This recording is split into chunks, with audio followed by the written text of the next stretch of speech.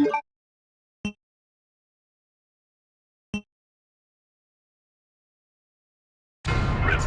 Evil 2.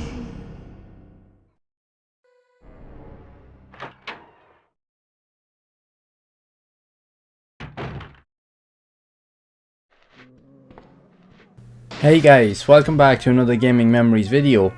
Here we are taking a look at what is quite possibly one of the most popular and greatest games ever made on the PlayStation, and even in the realm of survival horror, and that is Resident Evil 2.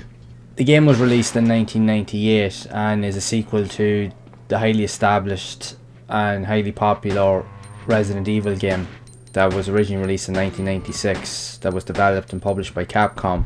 This sequel is actually one of the most highly regarded and was at the time one of the most anticipated sequels ever in gaming history. Although the game that you see now on screen is the final version, even if you may not know, there was also a previous version of the game that was actually released, or that was actually in development prior to the release of this version that we actually got. And the game was originally around 80% complete before Capcom decided to scrap the development project because they weren't happy with where the game was going. Plus they didn't like the premise of the story and how it was actually tying into the original developments of the original game. So they wanted to create something that was more coherent and allowed for a structure to follow, so that it would allow for a continuation of the story beyond the game, whereas the previous version didn't really do that as such. But not only that, the graphics in the game, although they were very good, was not as good as the final version that we actually got. This game here is easily considered to be one of the best looking games ever on the PlayStation, and it was also one of the best selling games of 1998, and this alongside Resident Evil 4 are considered to be the two best selling Resident Evil games of all time in the series. This one here is considered to be pretty much the fan favourite of the series, so much to a point that in 2019 we actually got a full-on remake, the game of the same name, but it was released on modern consoles to critical acclaim, and the game exceeded all expectations to a point that it received tons of game awards and was also considered to be one of the best games of 2019 and in recent years. Capcom really went back to the roots of survival horror with Resident Evil 2, but not only that, they took what was already brilliant in the original game and they actually managed to make it better. Now, they didn't stay fully true to tradition in terms of the likes of the fixed camera perspectives and camera angles, in favour of the over-the-shoulder perspective that we've all become familiar with in Resident Evil 4. But in hindsight of those subtle changes, it actually works, and the game is even more terrifying, if not just as much as this original game, because they kept a lot of the original elements which made this game so popular and so successful, but they did change things slightly to add more kind of ideas and throw in a few more scares into the game. And you will only get to experience that if you actually play it, and I highly recommend, if you haven't played the Resident Evil 2 remake, you definitely need to play that game, because that game is absolutely incredible. But that's not to take away from this original game. This game is equally just as good in its own way. Considering that this game is now 23 years old as of recording this video, it's an incredible achievement, and it's still considered to be one of the greatest sequels ever in any game series in the history of video gaming. I'll never forget my own personal experience with this game. I remember actually getting to play a preview of a demo that actually came originally with Resident Evil Director's Cut that my mate Derek had actually gotten in 1997, and I was completely blown away by it, and I could not wait for the original game to come out, although we had to wait a couple of months. But about a month before the game was meant to be released, we did get access to a 10-minute demo, a limited time demo on the UK PlayStation magazine. So we played the hell out of that demo, trying to see how far we could actually get in the time frame. I actually do have that demo actually here, so I will be putting together a video, and I'll try and do a speed run if I can and see how good it actually works out. So make sure to keep an eye out for that. But I'll never actually forget the day the game actually released. It was on April 29th, 1998. And myself and my mate Derek actually went to Dublin, the city of Dublin in Ireland, to actually get access to the game, because back in those days we didn't actually have access to pretty much game shops close to home.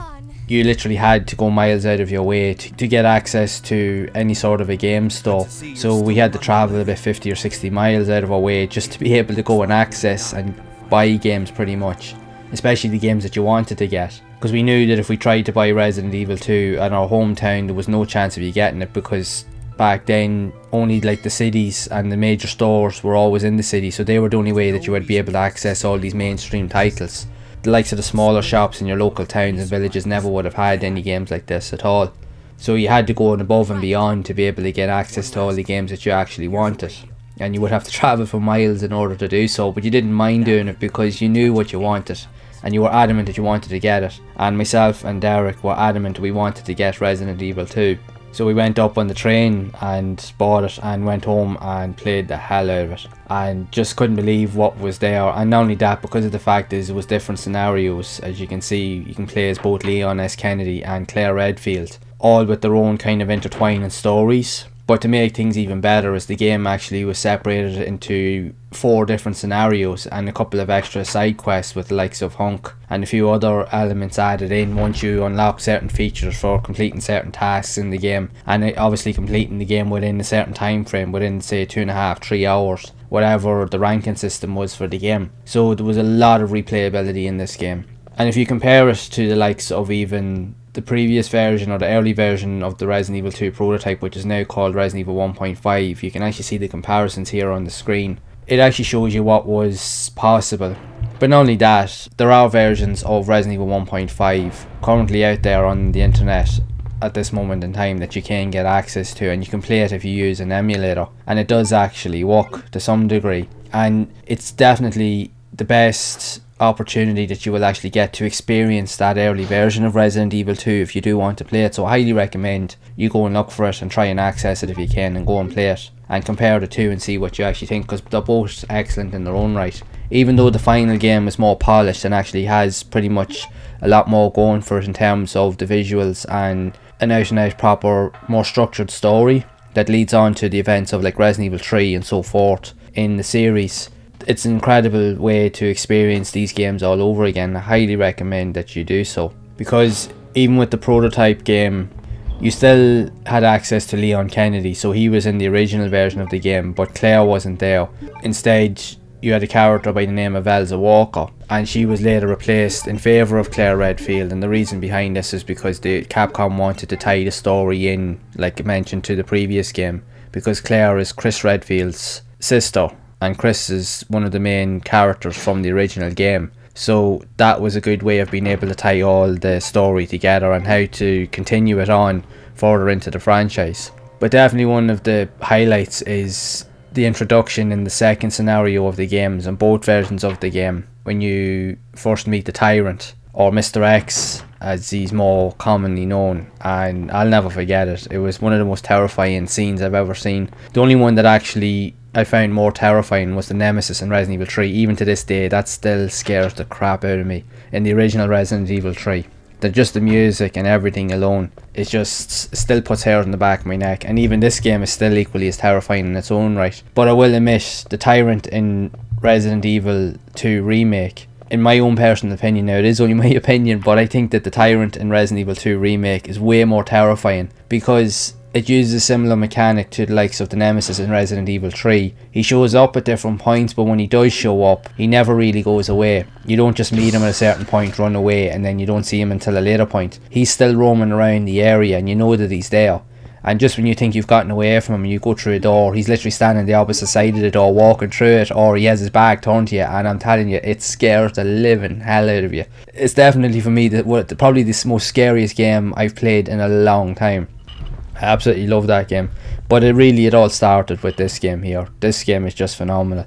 All the original games on the PlayStation 1, the Resident Evil games, the first 3 in the series, are pretty much among my favourite games of all time. The first Resident Evil game, I will admit, is my favourite game of all time, and the reason being is because it's the first one I ever played. But not only that, it's also one of the very first games I ever played on the PlayStation console. And for me, it just completely just changed everything, so it did. So to be able to not only play that, but to have sequels to that game that were equally as good in their own right, and if not scarier, was just phenomenal. but even people I grew up with, my friends, my family members, brothers and that, were all obsessed with Resident Evil. They'll even tell you that themselves. If you ask any of them what's their favourite games, they'll tell you guaranteed Resident Evil game is among their top games. And quite rightly so, because we used to spend hours upon hours, and again more hours, just playing the Resident Evil games because we were just obsessed with them. And you can clearly see why. Really are something else. And the Resident Evil series really inspired a lot of the survival horror genre as we know and see it today. Had Resident Evil not existed, we probably wouldn't have the survival horror genre, or it probably might be there, but it wouldn't be the way we see it today. These games really revolutionised what we now see, and honestly for myself even, I'm so thankful that we actually got the privilege to actually play it back in the day. And especially when you're growing up, even as a teenager, as a kid pretty much, to play these games, it was so influential, so inspiring and scary as hell. Like, I'll never forget those moments with the Tyrant, and even with especially the first instance when you got to meet the first Slicker, and the fact is you had more zombies roaming around in different areas as well than you had in the original game. Just literally scared the crap out of you. And even in favour, they cut out the movie style sequences from the original game in favour of CGI sequences. But honestly, it actually worked really, really well. And I might never forget the very first time I ever seen the actual intro for this game, and it was just like watching a movie. It was just so like kind of like action focused but scary at the same time, and it just looked incredible. And even today it still holds up really well. It was just so well put together, so it really is a worthwhile experience. If you're new to Resident Evil and the franchise in general, or if you are a long time fan, you need to go back and play the original games and just experience where it all started, especially the first 3 games, and go from there, and you'll be pleasantly surprised how good these games are. Yes, I know that the original games do use tank controls, and I know it's not in favour of a lot of gamers out there, but me personally, I absolutely love it, because I grew up with this. I'm used to this, and I will always go back to play these games no matter what, because they are among my favourite games of all time. I personally don't have an issue with these at all. But if you're willing to have a bit of patience and see the games for what they are, you will have some of the best experiences you'll ever have with a game. They truly are epic. There's just so much there, so much value, and it definitely will scare the hell out of you. If you want scares and jump scares galore, you'll definitely get them in this game. There's so much tension, so much eerie feeling in these games that they really stand the test of time, and they truly are classics. So I do highly recommend that you go and check them out. And even like I said, go and check out the original promo of Resident Evil 1.5 if you can get access to it online, and just go and play that for a while and just compare the two and see what you think. I am going to do a video soon actually comparing both versions of the game and just give my overall opinions of it and try and give a bit more detail as to the backgrounds of each. So make sure to keep an eye out for that one as well. That'll be on the way quite soon. So again, if you haven't played any of these games in the Resident Evil series, definitely go and play them. I highly recommend it. You won't be disappointed. So if you have enjoyed this video and you'd love to see more videos like this based on the Resident Evil franchise, even other survival horror games that were released on the PlayStation back in the day, make sure to subscribe to the channel and hit that bell icon to be updated of future videos. Also make sure to check out some of the other videos on the screen with other related survival horror style videos that were also released on the PlayStation, with reviews and gameplay segments and so forth, so that you can check them out. So as always, make sure to keep playing those classic games and enjoying them, and keep those gaming memories alive.